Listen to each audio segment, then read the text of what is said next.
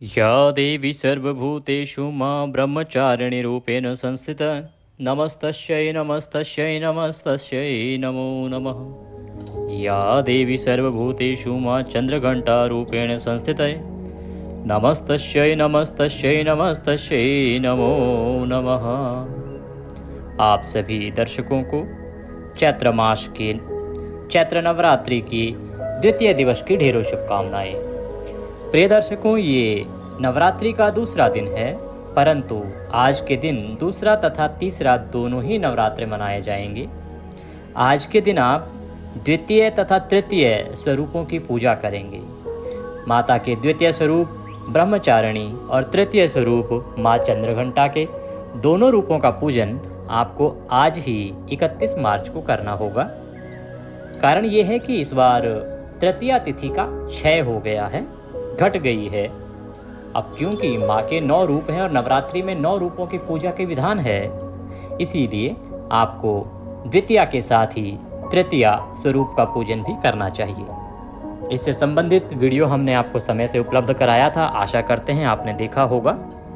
हमने वीडियो में बताया था कि किस प्रकार से आप दूसरे दिन की पूजा करेंगे और ये क्यों विशेष होगी, क्योंकि एक नवरात्रि घट गई है और आपको एक साथ 2 रूपों की पूजा करनी है, तो ये दिन बहुत विशेष हो जाता है। आप कैसे पूजा करें, क्योंकि दोनों माताओं के अलग अलग भोग हैं, अलग अलग वस्त्र हैं, अलग अलग रंग हैं, अलग अलग पुष्प हैं, तो किस प्रकार से आपको पूजन करना चाहिए उसकी संपूर्ण शास्त्रीय जानकारी हमने आपको वीडियो के माध्यम से प्रदान की थी। अगर आपने नहीं देखी है तो कृपया उसको देख लीजिए, क्योंकि आपके लिए यह बहुत ही लाभप्रद होने वाला है। आज दूसरे दिन हम सुनेंगे दुर्गा सप्तशती में दूसरा, तीसरा और चौथा अध्याय। प्रयास करेंगे कि चौथा भी आज ही सुना दें, क्योंकि एक नवरात्रि पहले ही शॉर्ट है और अध्याय हमारे पास 13 हैं जो 8 दिन में समाप्त करने थे। तो आज हम दूसरा, तीसरा और चौथा अध्याय सुनेंगे। अध्याय आरंभ करें उससे पहले निवेदन है कि कृपया आप एक बार वीडियो को लाइक कर दीजिएगा, क्योंकि आपका एक लाइक व्यक्तिगत रूप से मेरे लिए बहुत महत्वपूर्ण होता है। आपका एक लाइक ही मुझे बताता है कि मेरी मेहनत कितनी सफल हो रही है, मैं आपके काम के लायक कुछ वीडियोस बना पा रहा हूं, क्या मैं हमारे समाज के लिए कुछ दे पा रहा हूं या नहीं। तो यदि वीडियो में थोड़ा सा भी कुछ उपयोगी हो तो मेरी आपसे विनती है कि वीडियो को लाइक अवश्य कर दीजिएगा, क्योंकि इसी से हमें ज्ञात होता है कि हमारी मेहनत सफल हो रही है या नहीं। माता का आशीर्वाद प्राप्त करने के लिए कमेंट बॉक्स में अवश्य लिखिएगा, जय माँ ब्रह्मचारिणी, जय माँ चंद्रघंटा। माता का आशीर्वाद आपको अवश्य प्राप्त होगा। आपकी जो भी मनोकामना है वह अवश्य पूरी होगी। जिस किसी उद्देश्य की पूर्ति के लिए आप इस वर्ष नवरात्रि का यह 9 दिन का अनुष्ठान कर रहे हैं, वह माता अवश्य पूरा करेंगी। आइए आरंभ करते हैं दुर्गा सप्तशती का आज का अध्याय। कल प्रथम अध्याय में हमने सुना कि किस प्रकार से भगवान श्रीहरि के कानों से जो मैल था उससे मधुकैटभ नामक 2 राक्षस उत्पन्न हुए, और ब्रह्मदेव के निवेदन पर किस प्रकार से माया ने भगवान श्रीहरि को जागृत किया और भगवान ने किस प्रकार से मधुकैटभ नामक दोनों राक्षसों का वध किया। आइए अब हम सुनते हैं तीसरा अध्याय। सबसे पहले विनियोग करेंगे और उसके बाद कथा वृतांत आरंभ होगा। ओम मध्यम चरित्र के विष्णु ऋषि, महालक्ष्मी देवता, उष्णिक छंद, शाकंभरी शक्ति, दुर्गा बीज, वायु तत्व और यजुर्वेद स्वरूप हैं। श्री महालक्ष्मी जी की प्रसन्नता के लिए मध्यम चरित्र के पाठ में इसका विनियोग है। मैं कमल के आसन पर बैठी हुई प्रसन्न मुख वाली महिषासुरमर्दिनी भगवती महालक्ष्मी का भजन करता हूँ, जो अपने हाथों में अक्षमाला, फरसा, गदा, बाण, वज्र, पद्य, धनुष, कुंडिका, दंड, शक्ति, खड्ग, ढाल, शंख, घंटा, मधुपात्र, शूल, पाश और चक्र धारण करती हैं। मैं उन्हें बारंबार प्रणाम करता हूँ। ऋषि कहते हैं। ऋषि किसे कह रहे हैं, आरंभ में आपको ज्ञात हुआ होगा कि ये पूरा जो वृतांत है ना, ये ऋषिवर राजा सुरथ को सुना रहे हैं, और राजा सुरथ का ही अंत में किस प्रकार से माँ चंडिका कल्याण करेंगी वो आप अंतिम अध्याय में देखेंगे। ये पूरा वृतांत जो है दुर्गा सप्तशती का, वो ऋषिवर द्वारा राजा सुरथ को और वैश्य को सुनाया जा रहा है। तो ऋषिवर आगे कहते हैं कि पूर्व काल में देवताओं और असुरों में पूरे 100 वर्षों तक घोर संग्राम हुआ था। उसमें असुरों का स्वामी महिषासुर था और देवताओं के नायक इंद्र थे। उस युद्ध में देवताओं की सेना महाबली असुरों से परास्त हो गई। संपूर्ण देवताओं को जीतकर महिषासुर इंद्र बन बैठा। तब पराजित देवता प्रजापति ब्रह्मा जी को आगे करके उस स्थान पर गए जहां भगवान शंकर और भगवान विष्णु विराजमान थे। देवताओं ने महिषासुर के पराक्रम तथा अपनी पराजय का यथावत वृतांत उन दोनों देवेश्वरों से विस्तार पूर्वक कह सुनाया। जब देवता असुर राज महिषासुर से पराजित हो गए तो उन्हें कोई उपाय न सूझा, इसलिए वो भगवान विष्णु और भगवान शंकर के पास पहुँचे। उन्हें सारा वृतांत कह सुनाया। वे बोले, भगवान, महिषासुर सूर्य, इंद्र, अग्नि, वायु, चंद्रमा, यम, वरुण तथा अन्य देवताओं के भी अधिकार छीनकर स्वयं ही सबका अधिष्ठाता बन बैठा है। उस दुरात्मा महिष ने समस्त देवताओं को स्वर्ग से निकाल दिया है। अब वे मनुष्यों की भांति पृथ्वी पर विचरते हैं। दैत्यों की यह सारी करतूत हमने आप लोगों को कह सुनाई है। अब हम आपकी शरण में आए हैं, उसके वध का कोई उपाय सोचिए। इस प्रकार से देवतागण भगवान विष्णु और भगवान शंकर से प्रार्थना करने लगे, अपने कष्टों का वर्णन करने लगे। इस प्रकार देवताओं के वचन सुनकर भगवान विष्णु और भगवान शिव ने दैत्यों पर बड़ा क्रोध हुआ। जैसे ही भगवान ने इन बातों को जाना, वो अत्यधिक क्रोधित हो गए। उन्हें बहुत क्रोध आया कि किस प्रकार से एक असुर देवताओं को पृथ्वी पर विचरण करने के लिए मजबूर कर सकता है। उनकी भौहें तन गई और मुंह टेढ़ा हो गया, जो कि क्रोध का एक विकराल रूप होता है। तब अत्यंत कोप में भरे हुए चक्रपाणी श्री विष्णु के मुख से एक महान तेज प्रकट हुआ। इसी प्रकार ब्रह्मा, शंकर तथा इंद्र आदि अनन्य देवताओं के शरीर से भी एक बड़ा भारी तेज निकला। वह सब मिलकर एक हो गया। सभी देवताओं के शरीर से थोड़ा थोड़ा तेज निकला और वह एक शक्ति पुंज के रूप में इकट्ठा हो गया। महान तेज का वह पुंज ज्वाजल्यमान पर्वत सा जान पड़ता था। देवताओं ने देखा, वहां उसकी ज्वालाएं संपूर्ण दिशाओं में व्याप्त हो रही थी। संपूर्ण देवताओं के शरीर से प्रकट हुए उस तेज की कहीं तुलना नहीं थी। एकत्रित होने पर वह एक नारी के रूप में परिणित हो गया और अपने प्रकाश से तीनों लोकों में व्याप्त जान पड़ा। भगवान शंकर का जो तेज था, उससे उस देवी का मुख प्रकट हुआ। यमराज के तेज से उसके सिर में बाल निकल आए। श्री विष्णु भगवान के तेज से उसकी भुजाएं उत्पन्न हुई। चंद्रमा के तेज से दोनों स्तनों और इंद्र के तेज से मध्य भाग अर्थात कटि प्रदेश का प्रादुर्भाव हुआ। वरुण के तेज से जंघा और पिंडली बनी तथा पृथ्वी के तेज से नितंब भाग प्रकट हुआ। ब्रह्मा के तेज से दोनों चरण, सूर्य के तेज से उनकी उंगलियां हुई, वसुओं के तेज से हाथों की उंगलियां और कुबेर के तेज से नासिका प्रकट हुई। उस देवी के दांत प्रजापति के तेज से और तीनों नेत्र अग्नि के तेज से प्रकट हुए थे। ध्यान दीजिए, 3 नेत्र थे इस देवी के। उसकी भौहें संध्या के और कान वायु के तेज से उत्पन्न हुए थे। इसी प्रकार अन्य अन्य देवताओं के तेज से भी उस कल्याणमय देवी का आविर्भाव हुआ। सभी देवताओं के तेज से उस देवी का कोई ना कोई अंग उत्पन्न हुआ। तदंतर समस्त देवताओं के तेज पुंज से प्रकट हुई देवी को देखकर महिषासुर के सताए हुए देवता बहुत प्रसन्न हुए। पिनाकधारी भगवान शंकर ने अपने शूल से एक शूल निकालकर उन्हें दिया। किन्हें दिया? देवी को दिया, जो देवी तेज पुंज से प्रकट हुई हैं। फिर भगवान विष्णु भी अपने चक्र से चक्र उत्पन्न करके भगवती को अर्पण करते हैं। वरुण ने भी शंख भेंट किया, अग्नि ने उन्हें शक्ति दी, वायु ने धनुष दिया, बाण दिया और बाण से भरे हुए 2 तरकश दिए। सहस्त्र नेत्रों वाले देवराज इंद्र ने अपने वज्र से वज्र उत्पन्न करके दिया और ऐरावत हाथी से उतारकर 1 घंटा भी प्रदान किया। यमराज ने कालदंड से दंड उत्पन्न करके दिया वरुण ने पाश उत्पन्न करके दिया, प्रजापति ने स्फटिकाक्षी की माला तथा ब्रह्मा जी ने कमंडलू भेंट किया। सूर्य ने देवी के समस्त रोमकूपों में अपनी किरणों का तेज भर दिया। काल ने उन्हें चमकीली हुई ढाल और तलवार दी जो बहुत चमकती थी।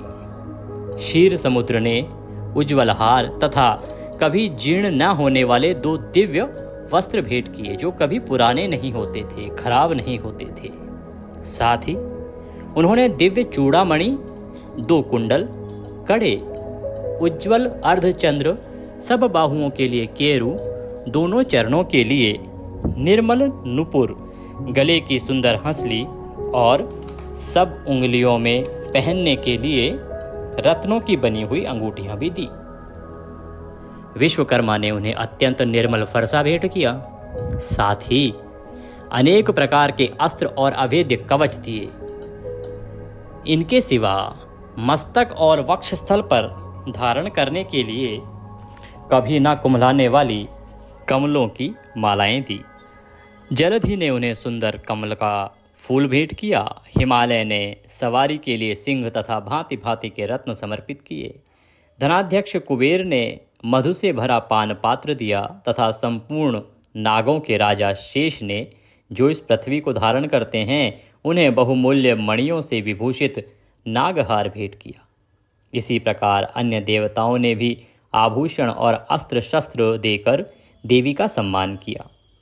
तत्पश्चात उन्होंने बारंबार अट्टाहस पूर्वक उच्च स्वर से गर्जना की। उनके भयंकर नाद से संपूर्ण आकाश गूंज उठा। देवी का वह अत्यंत उच्च स्वर से किया हुआ सिंहनाद कहीं समा ना सका। आकाश उसके सामने लघु प्रतीत होने लगा। उससे बड़े जोर की प्रतिध्वनि हुई, जिससे संपूर्ण विश्व में हलचल मच गई और समुद्र कांप उठे, पृथ्वी डोलने लगी, समस्त पर्वत हिलने लगे। उस समय देवताओं ने अत्यंत प्रसन्नता के साथ सिंहवाहिनी भवानी से कहा, देवी तुम्हारी जय हो। साथ ही महर्षियों ने भक्ति भाव से विनम्र होकर उनका स्तवन किया। संपूर्ण त्रिलोकी को क्षोभग्रस्त देख दैत्यगण अपनी समस्त सेना को कवच आदि से सुसज्जित कर हाथों में हथियार ले सहसा उठकर खड़े हो गए। उस समय महिषासुर ने बड़े क्रोध में आकर कहा, आह, यह क्या हो रहा है। फिर वह संपूर्ण असुरों से घिरकर उस सिंहनाद की ओर लक्ष्य करके दौड़ा और आगे पहुंचकर उसने देवी को देखा, जो अपनी प्रभा से तीनों लोकों को प्रकाशित कर रही थी। उनके चरणों के भाग से पृथ्वी दबी जा रही थी।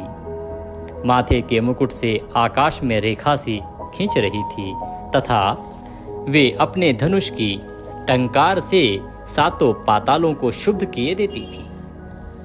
देवी अपनी हजारों भुजाओं से संपूर्ण दिशाओं को आच्छादित करके खड़ी थी।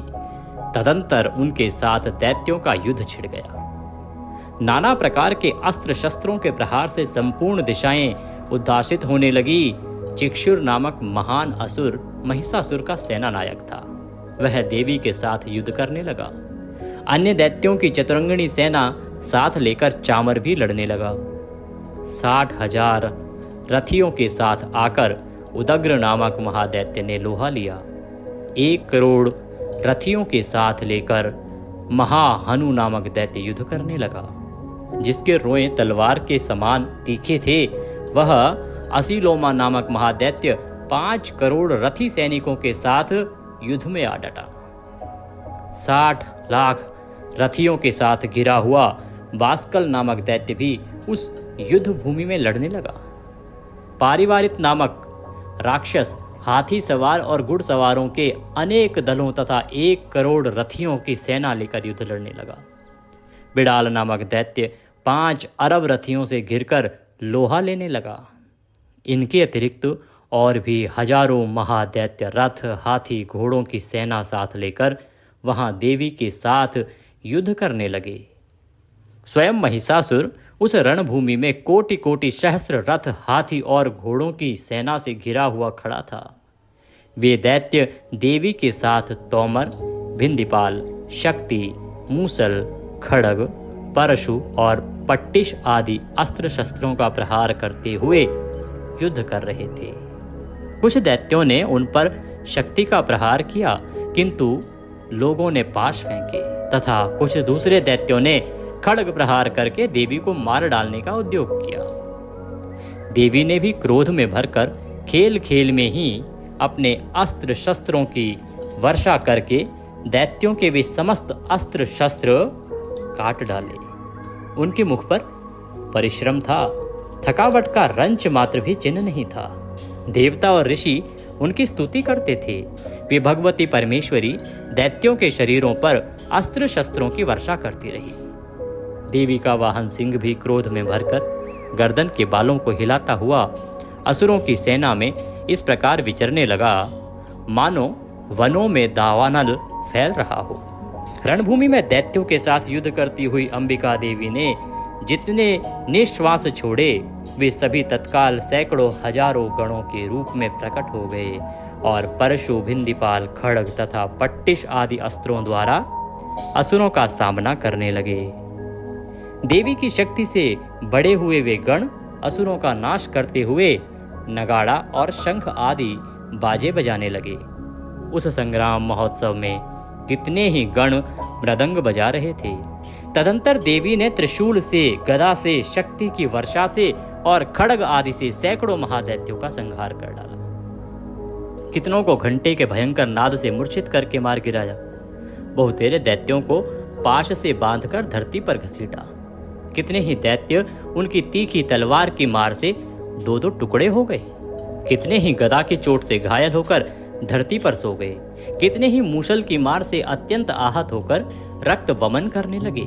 कुछ दैत्य शूल से छाती फट जाने के कारण पृथ्वी पर ढेर हो गए। उस रणांगण में बाण समूहों की वृष्टि से कितने ही असुरों की कमर टूट गई। बाज की तरह झपटने वाले देव पीड़क दैत्यगण अपने प्राणों से हाथ धोने लगे।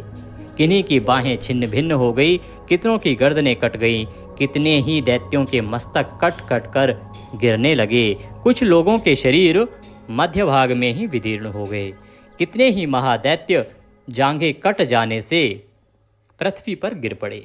कितनों को ही देवी ने एक बाह, एक पैर और एक नेत्र वाले करके दो टुकड़ों में चीर डाला। कितने ही दैत्य मस्तक कट जाने पर भी गिरकर फिर उठ जाते और केवल धड़ के भाग से ही अच्छे अच्छे हथियार हाथ में लेकर देवी के साथ युद्ध करने लगते। दूसरे कबंध युद्ध के बाजों की लय पर नाचते थे। कितने ही बिना सिर के धड़ हाथों में खड्ग, शक्ति और रिष्टि लिए दौड़ते थे तथा दूसरे महादैत्य ठहरो ठहरो ये कहते हुए देवी को युद्ध के लिए ललकारते थे। जहां वह घोर संग्राम हुआ था, वहां की धरती देवी के गिराए हुए रथ, हाथी, घोड़े और असुरों की लाशों से ऐसी पट गई थी कि वहां चलना फिरना असंभव हो गया था। दैत्यों की सेना में हाथी, घोड़े और असुरों के शरीरों से इतनी अधिक मात्रा में रक्तपात हुआ था कि थोड़ी ही देर में वहां खून की बड़ी बड़ी नदियां बहने लगी।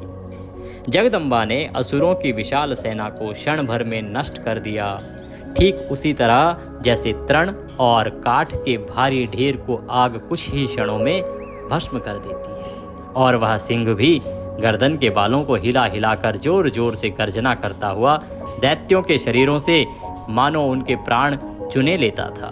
वहां देवी के गणों ने भी उन महादैत्यों के साथ ऐसा युद्ध किया जिससे आकाश में खड़े हुए देवतागण उन पर बहुत संतुष्ट हुए और फूल बरसाने लगे। इस प्रकार श्री मार्कंडेय पुराण में सावर्णिक मनवंतर की कथा के अंतर्गत देवी महात्म्य में महिषासुर की सेना का वध नामक दूसरा अध्याय पूर्ण हुआ। बोलिए जगदम्बा भवानी की जय, बोलिए दुर्गा मात की जय। दूसरा अध्याय यहाँ पूर्ण होता है। आइए अब हम तीसरा अध्याय आरंभ करते हैं। आपसे निवेदन है कि यदि आपने वीडियो को अभी तक लाइक नहीं किया है तो एक बार लाइक अवश्य कर दीजिए और कमेंट बॉक्स में अवश्य लिखिए जय माता दी जय माँ चंद्रघंटा। अब हम तृतीय अध्याय आरंभ करते हैं। सबसे पहले हम माता का ध्यान करेंगे, तदोपरांत वृतांत आरंभ होगा। जगदम्बा के श्री अंगों की कांति उदय काल के सहस्त्रों सूर्यों के समान है। वे लाल रंग की रेशमी साड़ी पहने हुए हैं।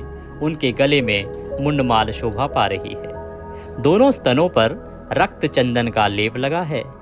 वे अपने कर कमलों में जप मालिका, विद्या और अभय तथा वर नामक मुद्राएं धारण किए हुए हैं।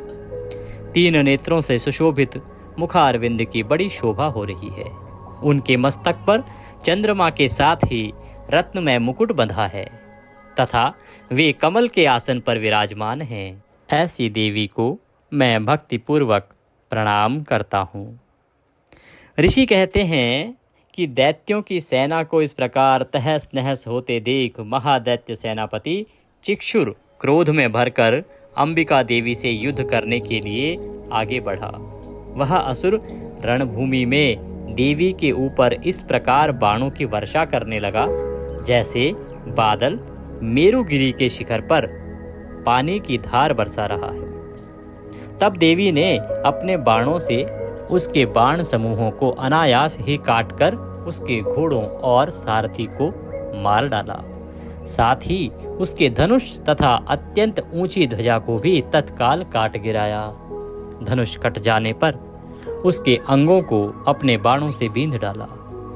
धनुष, रथ, घोड़े और सारथी के नष्ट हो जाने पर वह असुर ढाल और तलवार लेकर देवी की ओर दौड़ा। उसने तीखी धार वाली तलवार से सिंह के मस्तक पर चोट करके देवी की भी बाईं भुजा में बड़े वेग से प्रहार किया। राजन, देवी की बाह पर पहुंचते ही वह तलवार टूट गई। फिर तो क्रोध से लाल आंखें करके उस राक्षस ने शूल हाथ में लिया और उसे उस महादैत्य ने भगवती भद्रकाली के ऊपर चलाया। वह शूल आकाश से गिरते हुए सूर्य मंडल की भांति अपने तेज से प्रज्वलित हो उठा। उस शूल को अपनी ओर आते देख देवी ने भी शूल का प्रहार किया।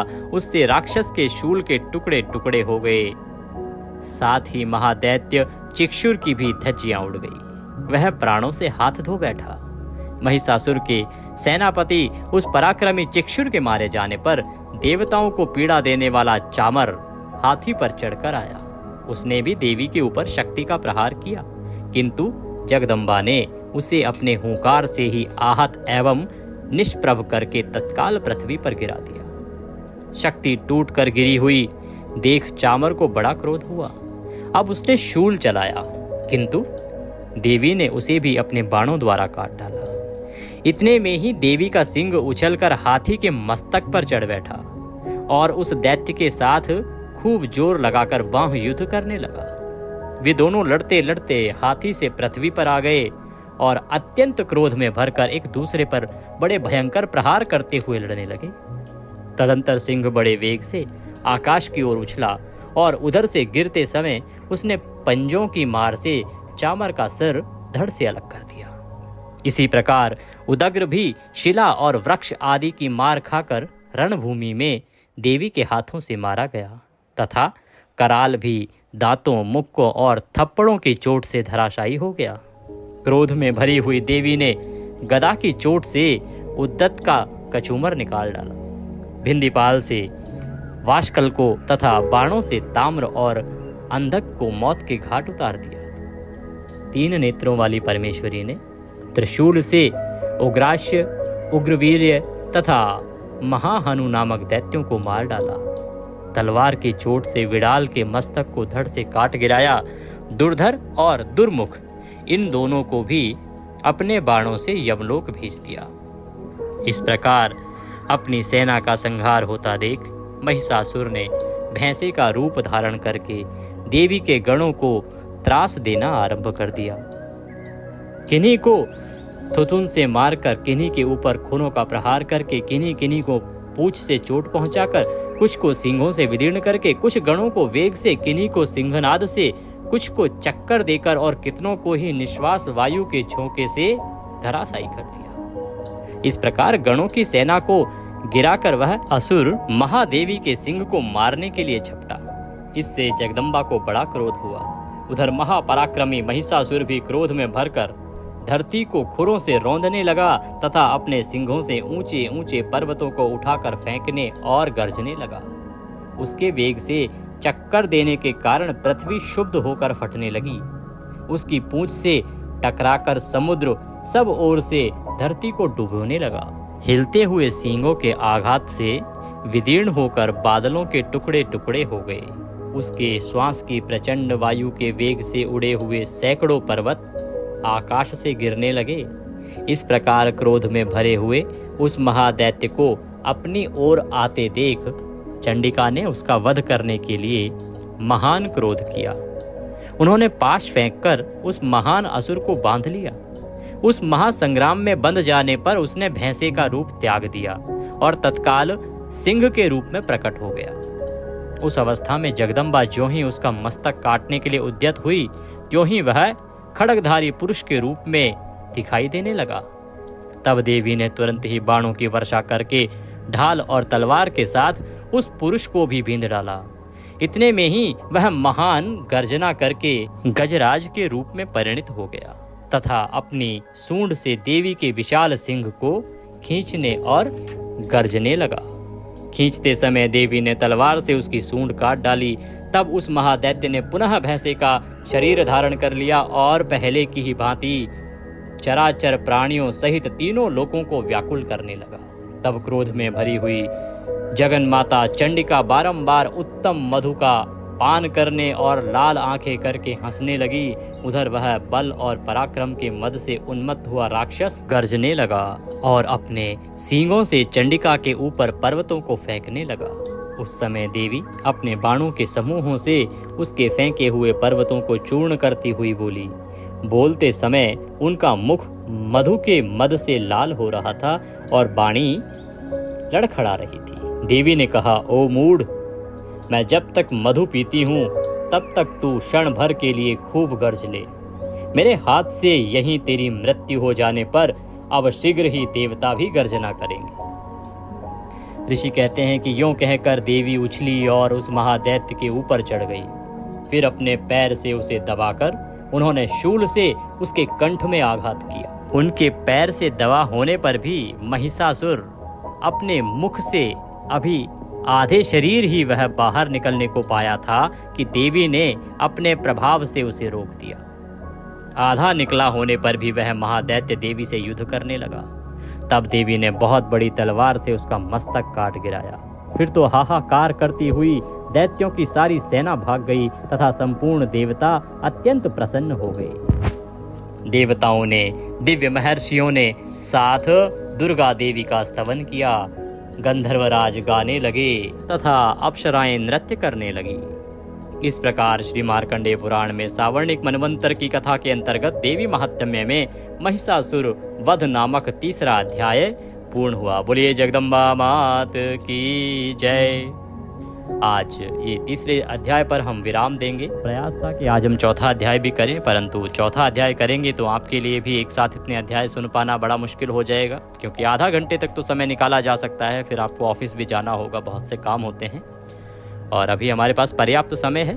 तो हम कल पुनः 2 अध्याय करेंगे और इस प्रकार से हम अपने पाठ को आगे बढ़ाएंगे और अष्टमी तक हम इसे पूर्ण करेंगे। आपके लिए हमने देवी कवच अपलोड किया हुआ है, आप उसका भी आनंद लीजिए, माता की कृपा प्राप्त कीजिए।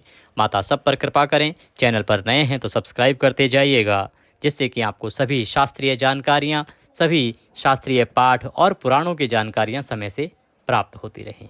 माता सब पर कृपा करें। जय माता दी।